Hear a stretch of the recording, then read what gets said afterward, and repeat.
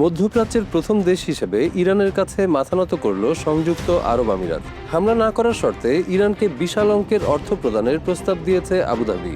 আর দুবাইয়ের এমন প্রস্তাবে মধ্যপ্রাচ্যের রাজনীতিতে নতুন মেরুকরণের ইঙ্গিত পাচ্ছেন আন্তর্জাতিক বিশ্লেষকেরা। মধ্যপ্রাচ্যের রাজনীতিতে প্রায়ই দেখা যায় যুদ্ধের ভাষা, কিন্তু এবার আলোচনার কেন্দ্রে এসেছে টাকার ভাষা। দীর্ঘ কয়েক সপ্তাহের সংঘাত, ক্ষেপণাস্ত্র হামলা এবং ভয়াবহ উত্তেজনার পর এমন এক তথ্য সামনে এসেছে যা পুরো অঞ্চলের কূটনৈতিক সমীকরণ বদলে দিতে পারে। সংযুক্ত আরব আমিরাত বিশেষ শর্তে ইরানের জন্য প্রায় $20 বিলিয়ন অর্থ ছাড়তে সম্মত হয়েছে। আন্তর্জাতিক সংবাদ সংস্থা রয়টার্সের বরাতে বিভিন্ন সূত্র বলছে, এর বিনিময়ে আমিরাতের ওপর আর হামলা চালাবে না ইরান। এই ঘটনাকে কেউ বলছেন বাস্তববাদী কূটনীতি, আবার কেউ বলছেন ইরানের কাছে আরব আমিরাতের নতি স্বীকার। আসলেই ঘটছেটা কি?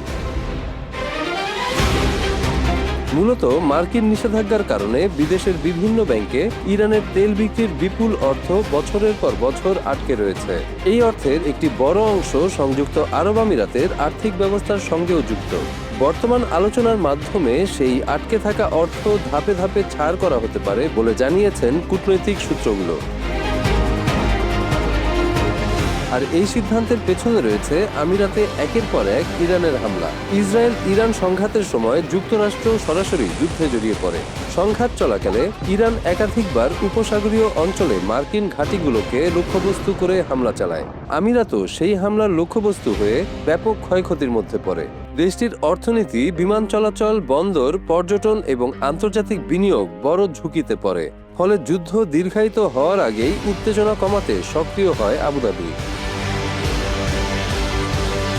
রয়টার্সের দেওয়া তথ্য অনুযায়ী মোট প্রায় $20 বিলিয়ন পর্যন্ত ছাড়ের প্রস্তাব করা হয়েছে আমিরাতের পক্ষ থেকে। প্রথম ধাপে $3 বিলিয়ন দেওয়া হয়েছে বলেও দাবি করা হয় সূত্র মারফত। ধাপে ধাপে আরও অর্থ ছাড়া হবে। কেবল একটাই শর্ত, আমিরাতে আর হামলা চালাবে না ইরান। আমিরাতের কর্মকর্তারা অবশ্য এটিকে শান্তি প্রতিষ্ঠার উদ্যোগ হিসাবেই ব্যাখ্যা করেছেন। মধ্যপ্রাচ্যের সবচেয়ে বড় অর্থনৈতিক কেন্দ্রগুলোর একটি সংযুক্ত আরব আমিরাত, আর দুবাই হচ্ছে আন্তর্জাতিক বাণিজ্যের অন্যতম শীর্ষ কেন্দ্র। অন্যদিকে আবুধাবি বিশ্বের অন্যতম বড় সার্বভৌম সম্পদ তহবিলের মালিক, উপসাগরীয় অঞ্চলের সবচেয়ে বড় লজিস্টিক ও বিমান যোগাযোগের হাব। এই দেশ অস্থিতিশীল হলে পুরো মধ্যপ্রাচ্যের অর্থনীতিতে বড় ধাক্কা লাগতে পারে, যে কারণে অনেকটা বাধ্য হয়ে ইরানের দিকে সমঝোতার হাত বাড়িয়ে দিয়েছে আরব আমিরাত।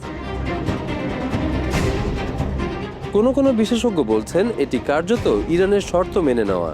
অর্থ দিয়ে হামলা বন্ধের চেষ্টা ভবিষ্যতে আরও চাপ তৈরির সুযোগ করে দিতে পারে। তাছাড়া এমন প্রস্তাবে ইরানের আঞ্চলিক প্রভাব আরও বাড়তে পারে।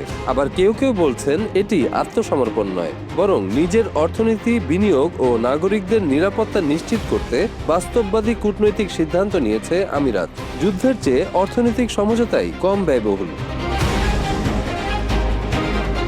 সবচেয়ে গুরুত্বপূর্ণ বিষয় হলো, এই আলোচনার সময় যুক্তরাষ্ট্র ও ইরানের মধ্যে যুদ্ধ পরবর্তী সমঝোতা নিয়ে আলোচনা চলছে। যদি সেই আলোচনা সফল হয়, তাহলে শুধু আমিরাত নয়, বিশ্বজুড়ে আটকে থাকা ইরানের আরও $বিলিয়ন সম্পদও ধীরে ধীরে মুক্ত হওয়ার সম্ভাবনা রয়েছে। এই ঘটনা একটি বড় পরিবর্তনের ইঙ্গিত দিচ্ছে। আগে নিরাপত্তা মানেই ছিল সামরিক জোট, এখন নিরাপত্তা নিশ্চিত করতে ব্যবহার হচ্ছে অর্থনৈতিক সমঝোতা, আর্থিক ছাড়, কূটনৈতিক সমাধান, আঞ্চলিক সমঝোতার মতো কৌশলী পথগুলোকে। অর্থাৎ যুদ্ধের পাশাপাশি এখন অর্থও হয়ে উঠছে সবচেয়ে বড় অস্ত্র।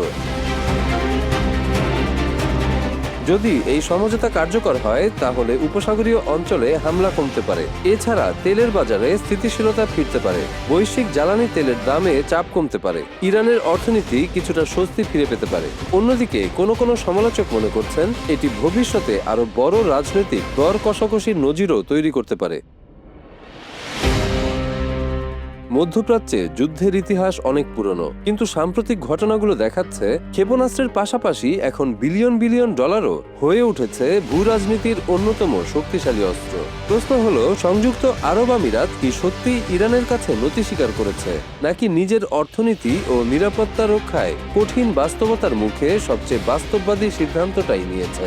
এর উত্তর নির্ভর করবে এই সমঝোতা কতটা টেকসই হয় এবং ভবিষ্যতে ইরান তার প্রতিশ্রুতি কতটা পালন করে তার উপর।